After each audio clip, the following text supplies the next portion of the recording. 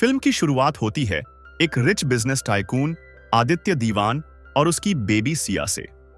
आदित्य के बड़े भाई विक्रम दीवान की एक प्लेन क्रैश में मौत हो गई थी, तो आदित्य अपने बड़े भाई के नाम पे एक हॉस्पिटल खोलता है और आज उसी का उद्घाटन है।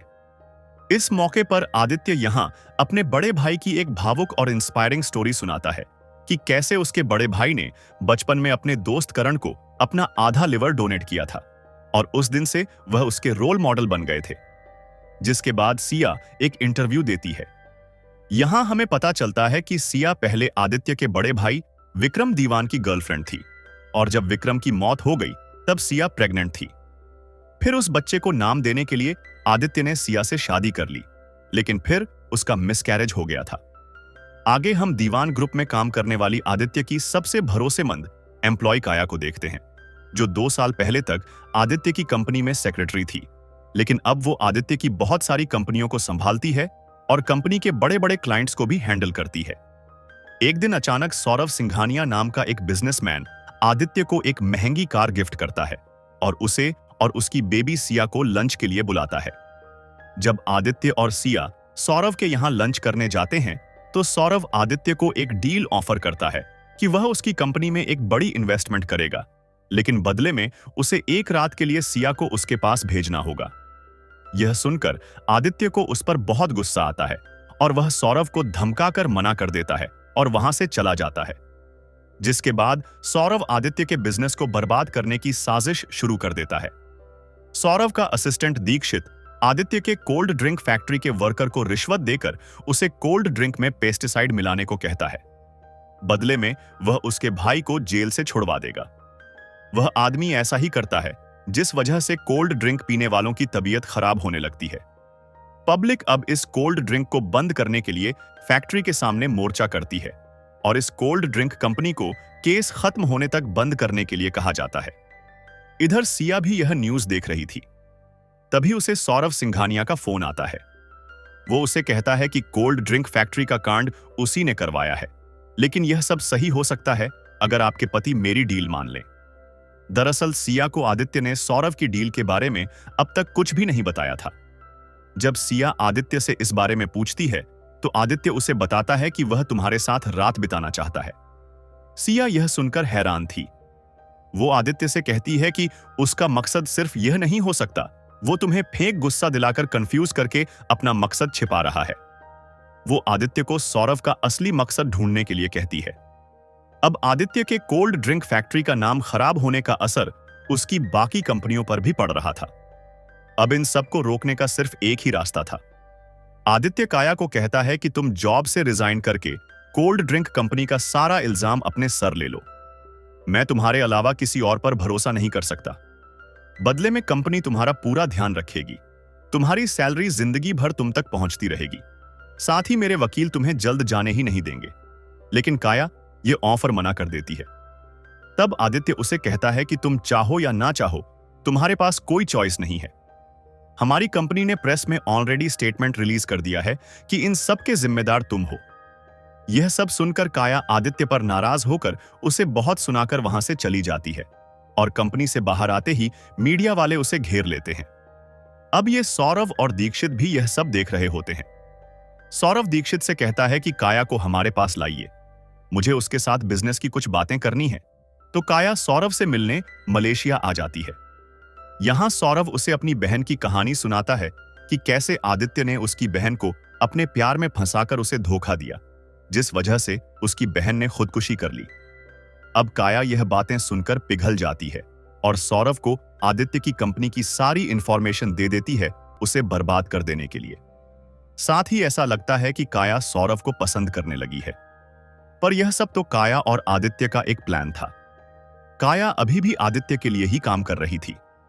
वो सौरव को डबल क्रॉस कर रही थी और काया ने सौरव को आदित्य के जो इंफॉर्मेशन दी थी उससे सौरव आदित्य का कुछ भी नहीं बिगाड़ सकता था। काया आदित्य को सौरव के बैकग्राउंड के बारे में बताती है, जिस वजह से वह उससे बदला लेना चाहता था। फिर काया बहुत अचानक से सौरव के फोन का सारा डेटा कॉपी कर लेती है। सौरव के फोन के डेटा से आदित्य को पता चलता है कि उसने टेलीकॉम इंडस्ट्री में जो पैसा लगाया है, सौरव उसे बर्बाद करने के लिए टेलीकॉम मिनिस्टर को पैसा देकर बिल पास होने से रुकवाना चाहता है। यह जानने के बाद आदित्य उस टेलीकॉम मिनिस्टर को फोन करके कहता है कि मैं तुम्हें 50 करोड़ रुपए भिजवा रहा हूं, लेकिन वो टेलीकॉम बिल किसी भी हालात में पास होना चाहिए। फिर आदित्य काया को फोन करके उस टेलीकॉम मिनिस्टर के पास 50 करोड़ रुपए पहुंचाने कहता है। तो काया 50 करोड़ रुपए एक पेटी में भरकर उस ट्रक को उस मिनिस्टर के घर पहुंचाने का इंतजाम करती है। इधर आदित्य को अपने लॉयर पासवानी से पता चलता है कि सौरव सिंघानिया की कोई बहन नहीं है, वह सिर्फ काया को कहानी सुनाकर फंसा रहा था। मतलब सौरव पहले से ही जानता था कि आदित्य ने काया को उसके पास उसे फंसाने के लिए भेजा है। अब आदित्य किसी भी तरह वो 50 करोड़ रुपए उस मिनिस्टर तक पहुंचने से रोकना चाहता था। वो काया को फोन करके उस ट्रक को तुरंत रोकने को कहता है, लेकिन तब तक बहुत देर हो चुकी थी। वो ट्रक मिनिस्टर के घर तक पहुंच चुका था। ऊपर से आदित्य लगातार उस मिनिस्टर को फोन करके इस बारे में बताने की कोशिश कर रहा था, लेकिन उसका पीए मिनिस्टर को फोन ही नहीं देता। जब वो ट्रक उस मिनिस्टर के घर पहुंचता है, तब इनकम टैक्स वाले उसे पकड़ लेते हैं, क्योंकि उनके पास इस खबर की लीड थी। इसलिए वह पहले से ही वहां पर पहुंच चुके थे और यह बात अब मीडिया में भी फैल जाती है, जिस वजह से वो टेलीकॉम बिल अब कभी पास नहीं होगा। यह देखकर आदित्य को बहुत गुस्सा आता है, क्योंकि यह सब सौरव ने किया था। इधर मीडिया में टेलीकॉम मिनिस्टर बयान देता है कि अपोजिशन पार्टी का कोई इंडस्ट्रियलिस्ट दोस्त मुझे फंसाने की कोशिश कर रहा है। मतलब वो मिनिस्टर अपनी इमेज साफ करके आदित्य की तरफ इशारा कर रहा था। इधर सौरव काया को उसका भरोसा तोड़ने के लिए बहुत सुनाता है। साथ ही वह उसे ब्लैकमेल करता है कि वह उसे अरेस्ट करवा देगा, क्योंकि उसके पास उसकी आदित्य के साथ बातचीत की ऑडियो रिकॉर्डिंग थी, जिसमें आदित्य काया को उस टेलीकॉम मिनिस्टर को 50 करोड़ रुपए पहुंचाने के लिए कहता है। सौरव काया को कहता है कि मैं चाहता तो यह रिकॉर्डिंग पुलिस को दे सकता था, लेकिन मैं जानता हूं कि तुम इस खेल में सिर्फ एक मोहरा हो, इसीलिए मैं तुम्हें इससे बचने का एक मौका देना चाहता हूं। फिर काया सौरव के कहने पर आदित्य को फोन करके कहती है कि आदित्य, मैं थक चुकी हूं। पहले तुमने कोल्ड ड्रिंक फैक्ट्री केस में मेरा फायदा उठाया और अब यह टेलीकॉम केस। आखिर कब तक अपने फायदे के लिए मेरा इस्तेमाल करते रहोगे तुम? यह सुनकर आदित्य काया को पहले ऑफिस वापस आने के लिए कहता है। तब काया उसे कहती है कि मैं अब तुम्हारे साथ कोई डील नहीं करना चाहती।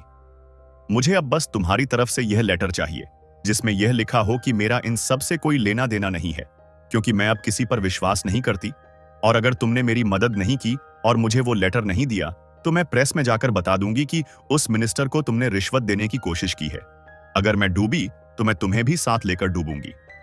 सौरव काया और आदित्य की इस बात को रिकॉर्ड कर लेता है। फिर वह काया को भरोसा दिलाता है कि वह उसका ख्याल रखेगा, लेकिन अगले ही पल उसकी गर्दन मरोड़कर मार डालता है। फिर दीक्षित काया की लाश देखकर किसी को फोन करके बताता है कि काया मर चुकी है। वह किसको यह बात बता रहा था, यह हमें आगे पता चलेगा। फिर वह काया की लाश को एक जगह जाकर छोड़ आता है। साथ ही वह एक ड्राइवर को मारकर उसे कार के अंदर छोड़ देता है और उसके हाथ में गन देकर वहां से निकल जाता है। इधर फोन पर काया की बातें सुनकर सिया को शक होता है कि यह सब सौरव काया से करवा रहा है। उनका वकील वासवाणी उन दोनों को मामला ठंडा होने तक अमेरिका जाने को कहता है। पहले तो आदित्य इस बात के लिए नहीं मानता, लेकिन सिया के समझाने पर वह अमेरिका जाने के लिए मान जाता है। फिर दोनों एयरपोर्ट पर होते हैं। तभी पुलिस आकर आदित्य को काया के मर्डर के इल्जाम में गिरफ्तार कर लेती है।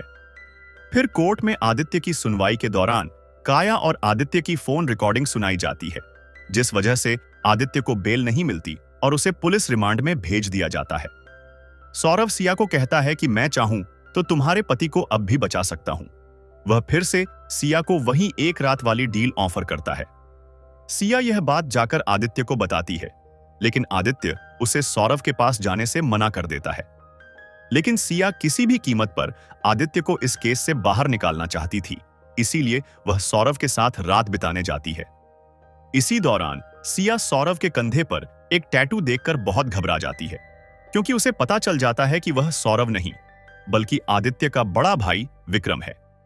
यहां हमें एक फ्लैशबैक दिखाया जाता है कि कैसे आदित्य और सिया दोनों ने मिलकर विक्रम की सारी प्रॉपर्टी और बिजनेस हड़पने के लिए उसकी मौत की प्लानिंग की थी। अब प्रेजेंट में सिया उससे पूछती है कि तुम कैसे जिंदा हो? ऐसे प्लेन क्रैश में कोई कैसे बच सकता है? वह आगे कहती है कि यह सब आदित्य ने किया है, मेरा इसमें कोई हाथ नहीं है। तब सौरभ उसे कहता है कि मैं तुम्हें अच्छी तरह से जानता हूं, तुम पहले भी बेवफा थी और आज भी हो। वह सिया से उन प्रॉपर्टीज और बिजनेस के पेपर्स पर साइन लाने को कहता है जो उसने और आदित्य ने विक्रम दीवान से छीने थे। बदले में वह आदित्य की बेगुनाही का सबूत देगा। सिया यह बात जाकर आदित्य को बताती है और उसे वह प्रॉपर्टीज के पेपर्स भी देती है। पहले तो आदित्य यह मानने को तैयार नहीं होता कि विक्रम जिंदा है, लेकिन सिया उसे भरोसा दिलाती है और कहती है कि उसे वह सारी बातें पता हैं जो मैंने सिर्फ विक्रम के साथ की थीं। वह आकर आदित्य से कहती है कि हम हार चुके हैं, अब कोई रास्ता नहीं बचा। फिर भी आदित्य हार नहीं मानता और एक प्लान बनाता है। अगले दिन सिया सौरभ को प्रॉपर्टीज के पेपर्स देती है, लेकिन उनमें आदित्य के साइन नहीं होते। वह उन पेपर्स के पिन के जरिए सौरभ को झड़ दे देती है, जिस वजह से सौरभ बेहोश हो जाता है। फिर वह दीक्षित से कहती है कि जब तक आप उसे हॉस्पिटल ले जाकर इलाज शुरू करेंगे और जहर का नाम पता करने की कोशिश करेंगे, तब तक बहुत देर हो जाएगी। वह दीक्षित से आदित्य की बेगुनाही का सबूत मांगती है।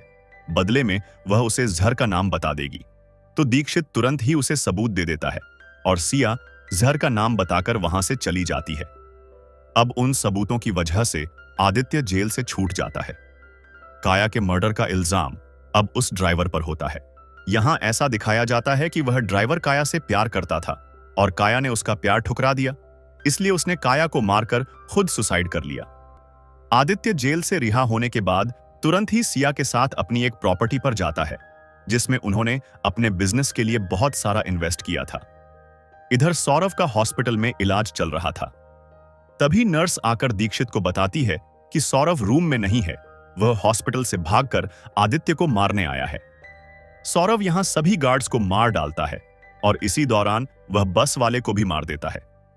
आदित्य और सिया वहां जाकर छुप जाते हैं। फिर सिया सौरभ के सामने जाती है और मौका देखकर आदित्य सौरभ पर पीछे से वार करता है, जिस वजह से सौरभ के हाथ से गन गिर जाती है। आदित्य सौरभ से कहता है कि तुम में और मुझ में कोई फर्क नहीं है, मैंने भी यह सब पैसों के लिए किया और अब तुम भी यह सब पैसों के लिए कर रहे हो। तब सौरभ कहता है कि फर्क है, तुम दोनों के बीच बहुत बड़ा फर्क है। आखिरकार सौरभ के हाथ गन लग जाती है और वह आदित्य और सिया को मार देता है। लेकिन आखिर तक आदित्य को पता नहीं चलता कि सौरभ असल में कौन है। बाद में हमें पता चलता है कि सौरभ विक्रम नहीं, बल्कि विक्रम का सबसे अच्छा दोस्त करण है, जिसने बचपन में उसे अपनी आधी किडनी डोनेट की थी। और विक्रम जिंदा है। वह उस प्लेन क्रैश में बच गया था, लेकिन वह चल नहीं पाता था और दीक्षित हमेशा फोन पर विक्रम को ही अपने प्लान के अपडेट्स देता रहता था। आदित्य ने विक्रम के साथ जो किया, करण ने उसी का बदला लिया। फिल्म के आखिर में हम देखते हैं कि विक्रम हॉस्पिटल में करण से मिलने जाता है। वह उसे कहता है कि वह उसका असली भाई है, क्योंकि रिश्ते खून से नहीं बल्कि दिल से बनते हैं। और इसी के साथ यह मूवी यहीं खत्म हो जाती है। तो दोस्तों, आपको हमारा यह एक्सप्लेनेशन कैसा लगा, हमें कमेंट सेक्शन में जरूर बताना और वीडियो को लाइक और चैनल को सब्सक्राइब जरूर करना।